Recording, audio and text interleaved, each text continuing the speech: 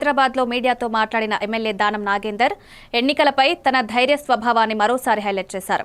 ఎన్నికల్లో పోరాడి గెలవడం నా రక్తంలోనే ఉందని, ఇప్పటి వరకు 11 ఎన్నికల్లో పోటీ చేసి గెలుపోటములతో ముందుకు సాగిన చరిత్ర నాకుందన్నారు.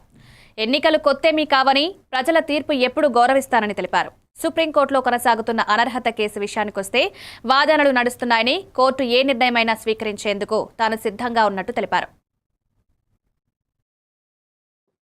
మరి ముఖ్యమంత్రి గారు అందరూ ఆలోచించిన తర్వాత అలాంటి పరిస్థితి వచ్చినప్పుడు నేను ఎన్ని ఎలక్షన్లు కొట్లాడినా మీకు తెలుసు, ఇప్పటి వరకు సుమారు 11 ఎలక్షన్లు కొట్లాడాను. ఎలక్షన్ కు నాకేం కొత్త కాదు, ఫైట్ చేయడం నాకేం కొత్త కాదు. ఫైట్ చేయడం, గెలవడం అనేది నా రక్తంలోనే ఉంది.